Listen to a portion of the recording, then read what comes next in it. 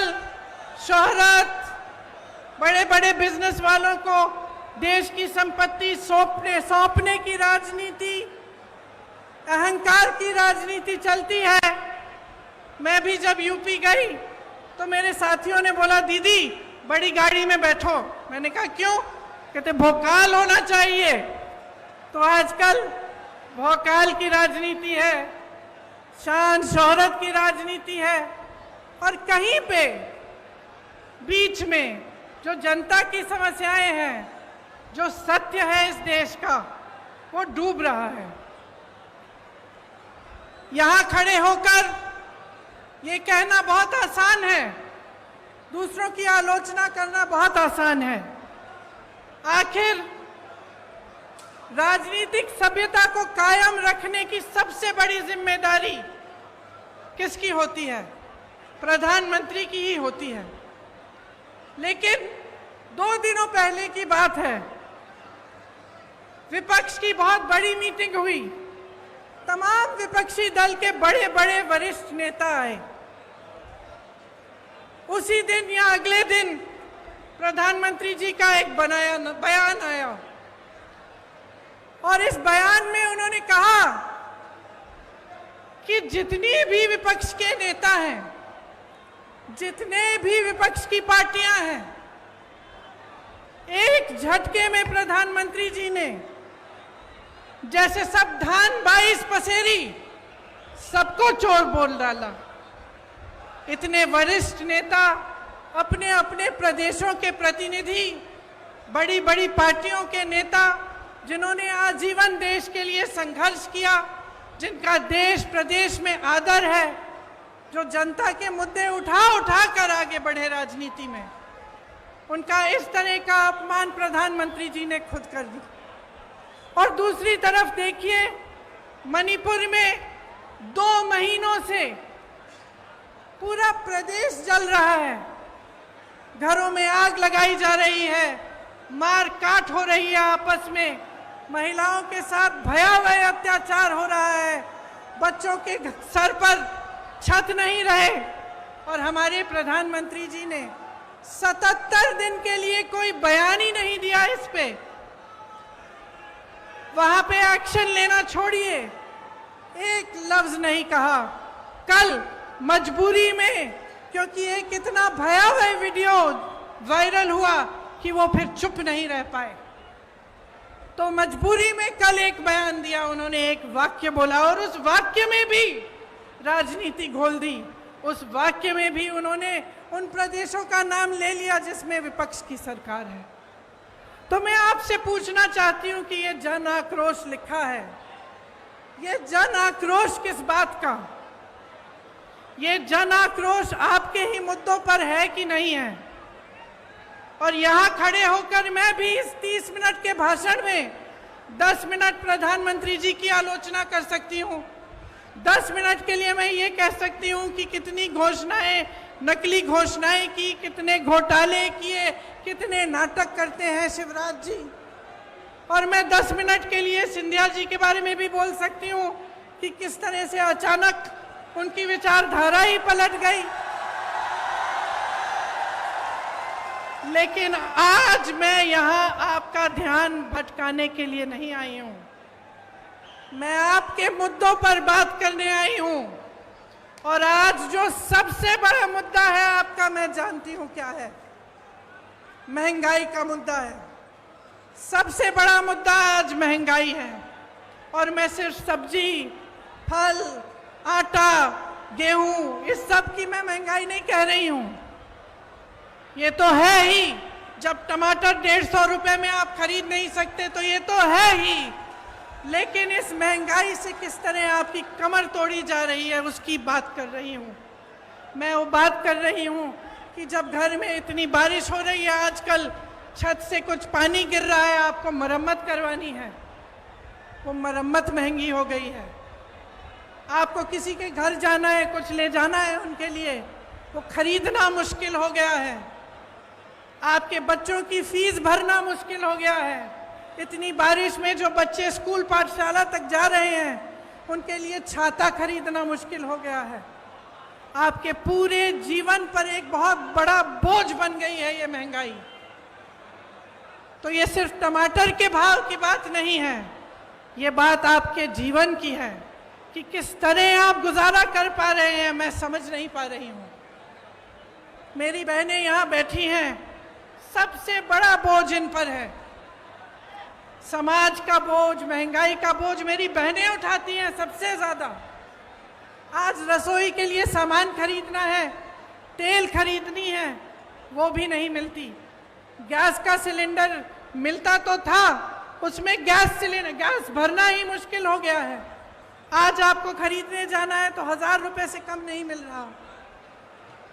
बच्चों की परवरिश कैसे होगी? सुबह उठ के आप अगले दिन का सामना कैसे करते हैं?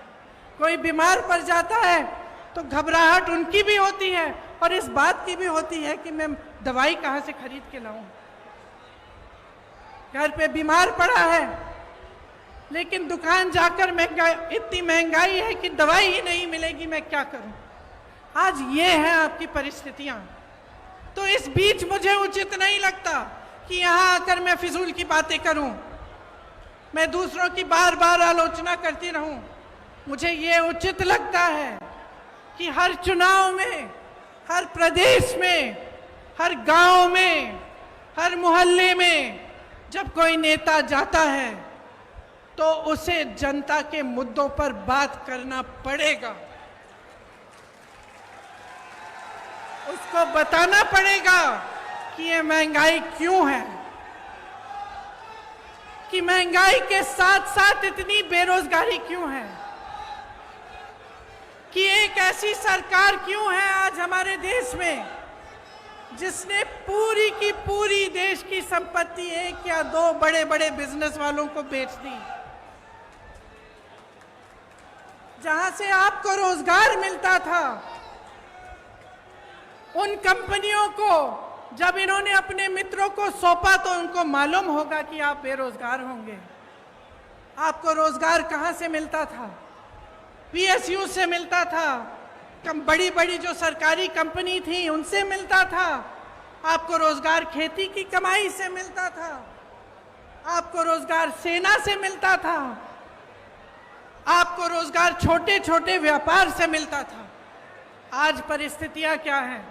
जो बड़ी बड़ी कंपनियां हैं वो तो सारी सौंप दी इन्होंने अपने दोस्तों को। सेना की भर्ती का क्या किया अग्निवीर का आप जानते हैं। आपका ये जो क्षेत्र है, ग्वालियर का क्षेत्र, रानी लक्ष्मीबाई जी का क्षेत्र है, यहां से तमाम वीर जवान जाकर हमारे सरहद पे खड़े होते हैं। आप जानते हैं सबसे अच्छी तरह कि जब से अग्निवीर की स्कीम आई और 4 साल की सेना में भर्ती कराई गई, तब से क्या स्थिति है। मैं कुछ हरियाणा के नौजवानों से मिली, उन्होंने मुझे बताया कि ट्रेनिंग से ही लोग वापस जा रहे हैं घर। तो कहते हैं कि हम इतनी ट्रेनिंग, इतनी कड़ी ट्रेनिंग कर किस लिए रहे हैं? हम इतनी कड़ी ट्रेनिंग इसलिए कर रहे हैं कि 4 साल बाद हम बेरोजगार होकर वापस आ जाएं। और जब घर आएंगे तो सरकार ने ये परिस्थितियां बना दी हैं कि घर पे भी किसानी से चाहे जितनी भी मेहनत कर लो, इतनी महंगाई है, इतनी मुश्किलें हैं कि किसानी से भी नहीं कमा पाएंगे। तो घर आकर क्या करेंगे? वहां भर्ती के लिए तमाम नौजवान पढ़ाई करते हैं, माँ बाप मेहनत की कमाई से उनके लिए पैसे इकट्ठे करते हैं। कोई 10,000 के ट्यूशन, कोई 20,000 के ट्यूशन करता है। और फिर देखिए पटवारी के इम्तिहान में किस तरह से घोटाला हो गया। तो इन चीजों का समाधान क्या है? आज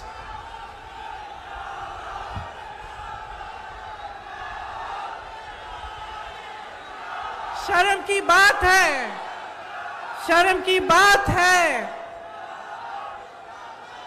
कि सिर्फ मात्र सरकारी जो नौकरियां हैं मात्र 21 दी गई हैं पिछले 3 सालों में। 2018 में जब हमारी सरकार बनी थी तब इन्होंने सरकार गिराई। उससे पहले इनकी सरकार 10 सालों से चल रही थी, उससे ज्यादा। आज 18 सालों से इनकी सरकार है और ये परिस्थितियां हैं। तो चुनाव के पहले ये कहने का क्या फायदा है कि हम फलां स्कीम बनाएंगे, हम महिलाओं को कुछ देंगे, हम नौजवानों को रोजगार देंगे। क्या फायदा है? 18 साल से तो आप सरकार में रहे हैं, तब तो आपने कुछ दिया नहीं।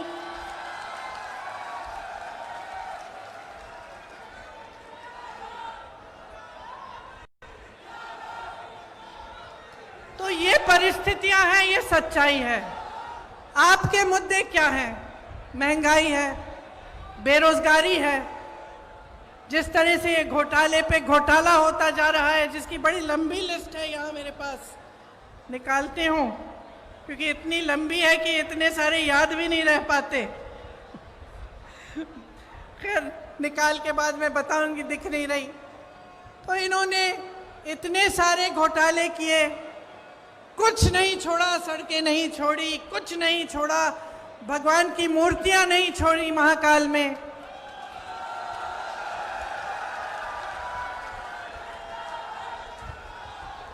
देखिए,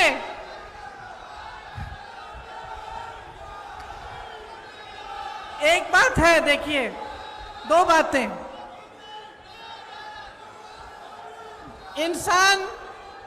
इंसान की जो नींव होती है ना, उसी तरह की नियत होती है, और उसी तरह से जो सरकार होती है, उसकी जो नींव होती है, उसी तरह की नियत होती है।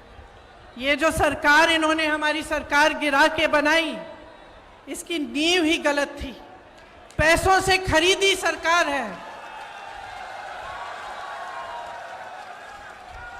तो इसकी नियत, इसका नतीजा क्या है कि इसकी नियत ही खराब है। शुरू से सिर्फ लूट, सिर्फ घोटाले में ध्यान रहा है। ऊपर से 18 साल से सरकार चली आ रही है। अब आप बताइए, 18 सालों के लिए जिसके पास सत्ता होती है, उसको क्या होता है? 18 सालों से सत्ता में रहने से अहंकार होता ही होता है, और इस कदर होता है कि जो आसपास के अधिकारी होते हैं, जो साथी होते हैं, वो भी सच्चाई नहीं बताते। तो 18 सालों में नेताओं की ये आदत अक्सर हो जाती है कि वो सोचने लगते हैं कि सत्ता तो हमेशा ही उनके साथ रहेगी, और जब हमेशा सत्ता साथ रहेगी तो काम करने की क्या जरूरत है भैया? कोई पूछने वाला तो है नहीं। जब समय आएगा ध्यान भटका देंगे, जब समय आएगा दूसरी बातें कर लेंगे, जिससे जनता के जज्बात जुड़े हुए हैं। फिर से जनता भूल जाएगी कि महंगाई है, जनता भूल जाएगी कि बेरोजगारी से मर रही है, जनता भूल जाएगी कि किसान खेती नहीं कर पा रहा, कुछ खरीद नहीं पा रहा, पेट्रोल डीजल के दाम इतने बढ़ गए हैं, और फिर से हमें वोट मिल जाएगा। 18 क्या 5 साल और हम सत्ता में रहेंगे, हमें कुछ करने की जरूरत नहीं है। और आज मध्य प्रदेश में यही परिस्थितियां हैं। सत्ता की वजह से अहंकार है, सत्ता की वजह से आलस है, और सुन लीजिए, सत्ता का स्वभाव है कि वो इंसान की भी असलियत उभार देती है। ये सत्ता का स्वभाव है। आप सत्ता को एक नेक इंसान के हाथ में दो, वो भलाई करेगा, आपकी सेवा करेगा। आप सत्ता को गलत इंसान के हाथों में दे दो तो इसी तरह की लूट मचेगी जो आपके प्रदेश में आज मच रही है।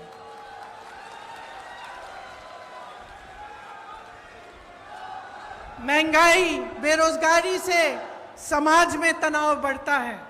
जब समाज में तनाव बढ़ता है तो अत्याचार बढ़ते हैं, और अत्याचार हमेशा उन्हीं पर होते हैं जो ज्यादा कमजोर हैं। आप सब ने देखा कि आदिवासियों के साथ किस तरह की हरकतें की जा रही हैं। आपने देखा कि इनके शासनकाल में दलितों के साथ कितने अत्याचार हो रहे हैं। महिलाओं की तो हम बात ही ना करें। हर रोज बलात्कार होता है।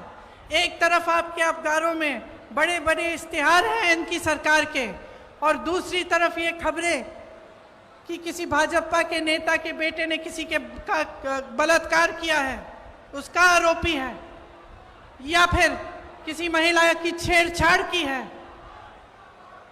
तो ये परिस्थितियां हैं। अब आपको समझाना जरूरी भी है, लेकिन मैं जानती हूं कि सबसे ज्यादा विवेक जनता में होता है, सबसे ज्यादा। और मेरी समझ यह है कि जनता कभी गलत निर्णय नहीं लेती। जो भी निर्णय है उसका आदर लोकतंत्र को करना पड़ता है। तो अब समय आ गया है कि आप अपने लिए, अपने भविष्य के लिए एक बहुत बड़ा निर्णय करने वाले हैं।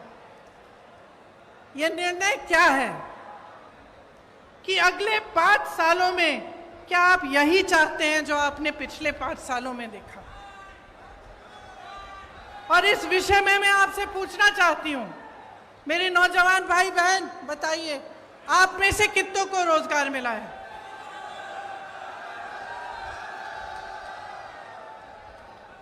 मेरे किसान भाई बहन यहां हैं, आपकी जिंदगी बेहतर हुई है कि नहीं? नहीं हुई?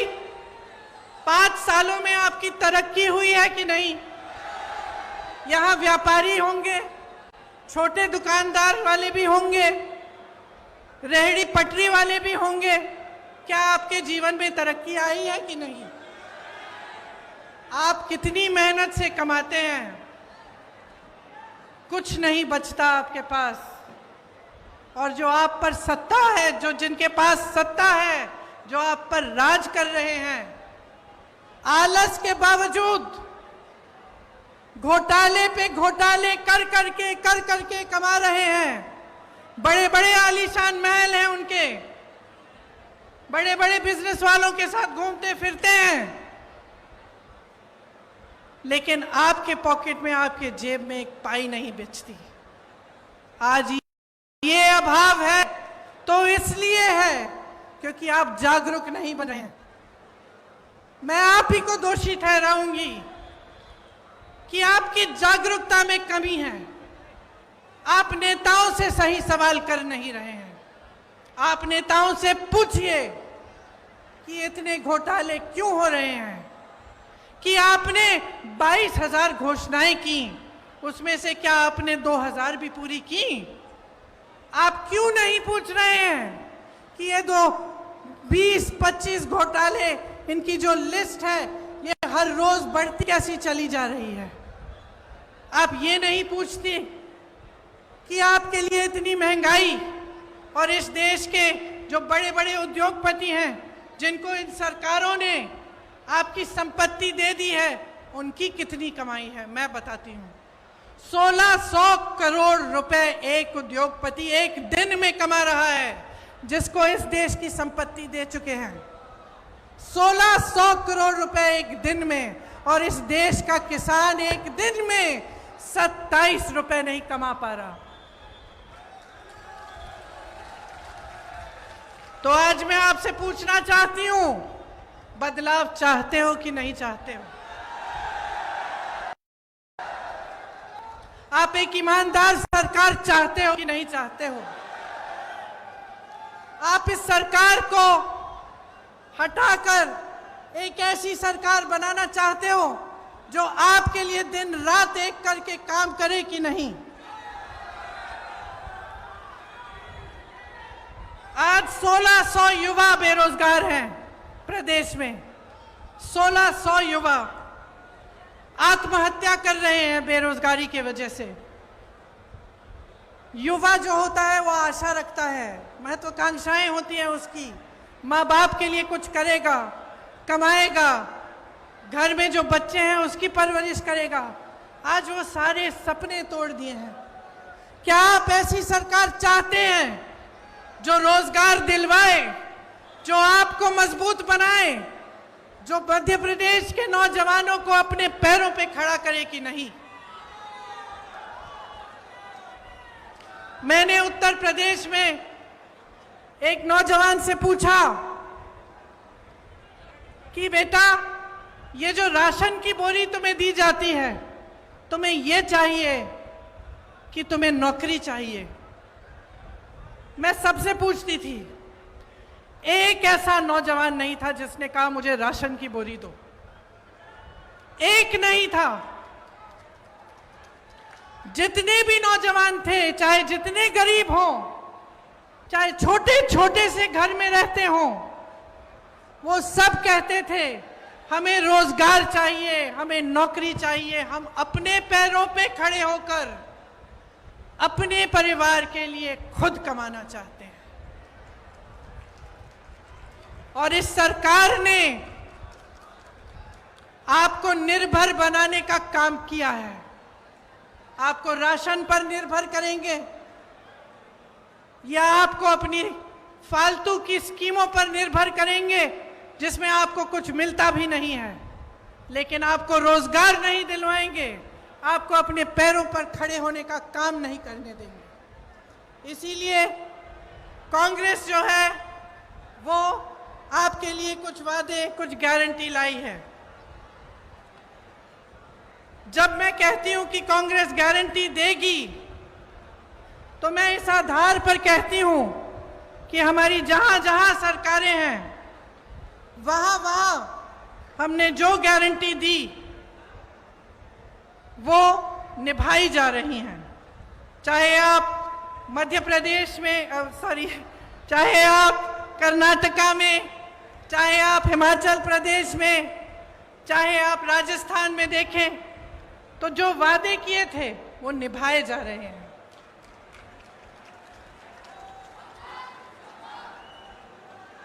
राजस्थान में, छत्तीसगढ़ में, हिमाचल प्रदेश में पुरानी पेंशन की स्कीम लागू है। जब आप सरकारी नौकरी लेने जाते हैं तो उसमें सबसे बड़ी चीज क्या होती है? जीवन के लिए सुरक्षा। मतलब कि नौकरी 20-25 साल नौकरी करने के बाद आपको पेंशन मिलेगा, आपको एक सहारा मिलेगा। वो सहारा आज नहीं मिलता सरकारी कर्मचारियों को। सरकार कहती है पैसे नहीं है इसके लिए। तमाम सरकारी कर्मचारी परेशान हैं। इनके पास बड़े बड़े उद्योगपतियों के लोन माफ करने के पैसे हैं, आपके पेंशन देने के पैसे नहीं हैं। इसीलिए जहां जहां कांग्रेस की सरकार है, वहां वहां पुरानी पेंशन आज लागू है, क्योंकि हम आपका आदर करते हैं।